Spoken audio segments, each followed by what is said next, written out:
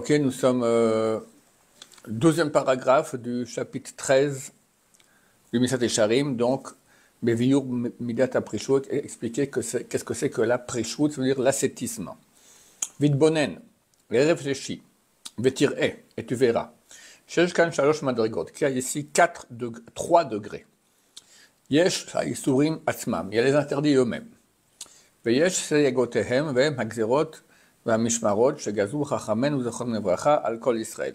Après, il y a des barrières et des décrets qui sont des gardes qu'ont décrété les sages d'Israël pour tout le peuple d'Israël. Donc, par exemple, il est interdit de manger de la viande et du lait cuits ensemble. Les sages d'Israël ont rajouté, même quand ils ne sont pas cuits, c'est interdit. Mais c'est des rabananes, c'est une barrière. Même attendre 3 heures le lait après la viande, etc. 6 heures le lait après la viande, etc. Ça, ce sont des décrets de barrières pour ne pas arriver à l'interdit principal. Il y a les éloignements que tout ascète et ascète doit faire, pour qu'il rentre plus dans lui, quelque part, au bonek darim l'atzmo, et crée des limites, des barrières pour lui-même. Des haïnos, c'est-à-dire, de abandonner des permissions elles-mêmes, selon les Israël, Israël, qui n'ont pas été interdites à tout Israël, et se séparer de ces permissions. Pour qu'il soit éloigné du mal, d'un grand éloignement. Donc chacun décidera qu'est-ce qu'il fait comme barrière personnelle pour s'éloigner du mal. Évidemment, il faut faire ça intelligemment, pas prendre... voilà. Et le Rav aussi va expliquer à la fin de ce chapitre ou du prochain chapitre qu'il faut y aller très lentement. On ne peut pas d'un coup devenir un grand ermite ascète, d'accord ? Éviter de retomber plus bas encore. Oui, après il y a des réactions. Le corps, c'est très dur de changer les habitudes du corps, donc on peut aller très très progressivement. Mais il faut avancer quand même. Aïe. Veim Tomar, et si tu dis, Minayin lano liot mosifim veolchim baïsurim. D'où est-ce qu'on apprend qu'on peut aller et rajouter des interdits. Vare, et voici, nos sages de mémoire bénis, Amrou, ils ont dit, ça ne suffit pas à ce que la Torah interdit, que tu viens te rajouter encore d'autres interdits, donc c'est les sages d'Israël, c'est une Gemara, Yerushalmi Nedarim. Donc on voit qu'on ne peut pas rajouter des interdits. Qu'est-ce que vous dites maintenant? Vas-y, il faut encore rajouter. Ça ne suffit pas déjà, il y a suffisamment de choses interdites dans la Torah. Shataba lesor alecha dvarim aharim, que tu, voilà, vare, et voici. Ce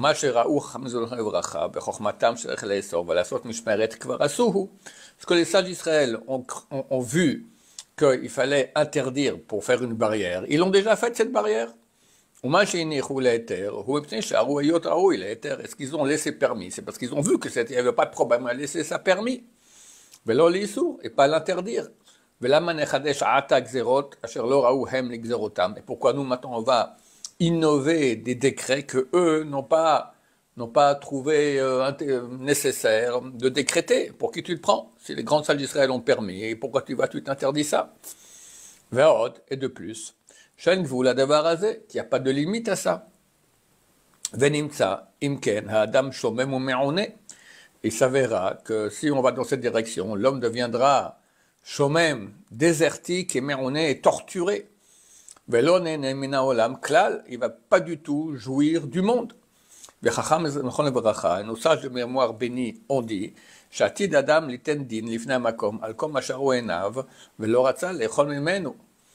que l'homme devra rendre compte à Dieu de tout ce que ses yeux ont vu, et il n'a pas voulu en manger.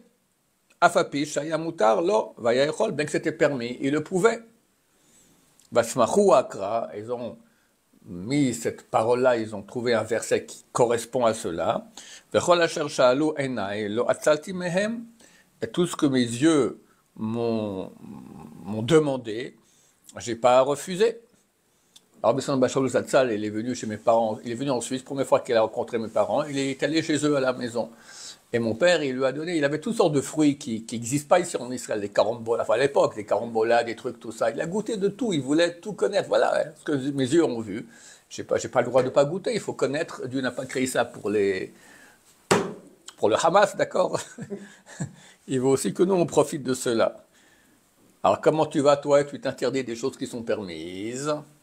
Hachuvahi. La réponse est Qu'après-chose va daït sarich au mukhrach, que l'ascétisme, donc le fait de s'interdire des choses permises, c'est une chose nécessaire et obligatoire.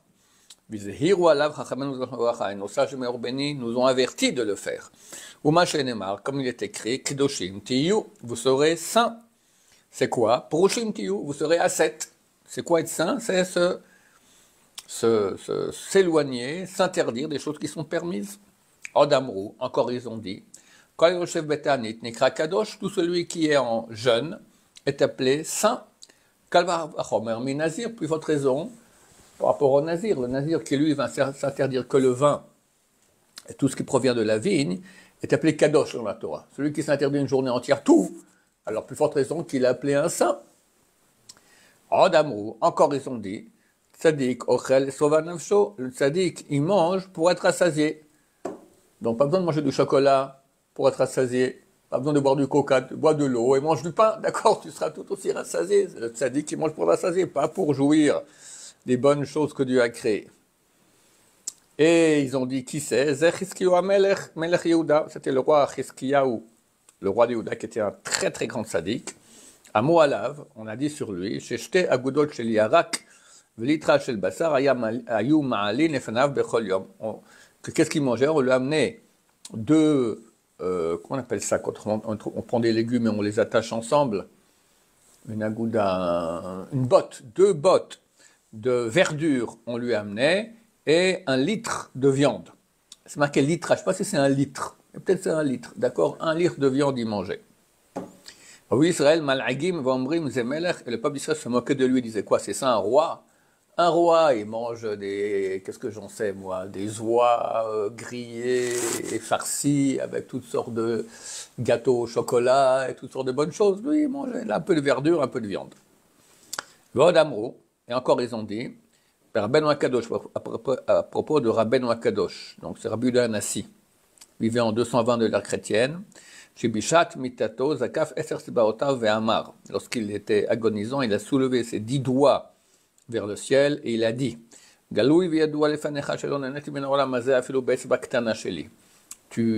c'est clair et su de toi, de devant toi, que je n'ai pas profité de ce monde même avec le petit doigt. C'est extrêmement sain. Donc même s'il mangeait, etc., il ne jouissait pas. Il n'a pas profité du monde, même du petit doigt. Et toujours il portait les mains plus haut que le nombril, pour pas que ça descende dans la région qui sont proches, l'organe génital, pour pas que ça réveille des instincts. Elle était kadosh. Il y a 3 dans l'histoire qu'on a appelé kadosh, les vrais kadosh. C'est le Shla Kadosh, Shem Lechotabrit, c'est un livre qui s'appelle du Rab Horowitz, mais on appelle le Shla Kadosh, Oachaim Kadosh, et Rabbeinu Kadosh. Voilà. Tous les autres kadosh, c'est des kadosh qui ont été inventés plus tard par les gens. Rashi Kadosh, d'accord, tout le monde y rajoute des Ariak. C'est pas que c'était pas des grands, mais kadosh, c'est ces 3-là uniquement. Odamro, encore ils ont dit, Achadam itpalel al divrei Torah shikansu betor me'av, jusqu'à ce que l'homme va et prie que des paroles Torah rentrent dans ses intestins, dans son ventre. Itpalel al achila ushtiya shelo ikansu betor me'av. D'abord qu'il prie que la nourriture et la boisson ne rentrent pas dans ses intestins. Si toi, ce qui t'intéresse c'est la bonne nourriture et les bonnes boissons, jamais la Torah elle va rentrer. Donc prie d'abord que tu puisses t'éloigner de ces choses-là. Après, tu pourras prier que la Torah rentre, parce que si la place est déjà prise par les bons plats que tu as mangés, il n'y aura pas de place pour la Torah là-bas. Hen, kol ele ma'amarim, on voit donc que toutes ces citations des paroles des sages d'Israël, morim beferush, tzorech aprishut v'achova bo, montrent de façon claire la nécessité de l'ascétisme et l'obligation, et son obligation, c'est une chose obligatoire. Omnam, cependant, al kol panim, néanmoins, on doit quand même trouver une solution aux citations des sages d'Israël qui disaient le contraire. Comment tu rajoutes des choses alors qu'elles aura déjà interdit? Chaque chose que tes yeux ont vu, il faudra que tu te rendes quitte pourquoi tu n'en as pas profité. Alors d'un côté, on voit qu'on n'a pas le droit de se retenir, le côté au contraire, c'est obligatoire. Et il y a ici une contradiction que nous expliquerons la prochaine fois. Bli neder, Baruch Adonai, Leolam, Amen, Amen.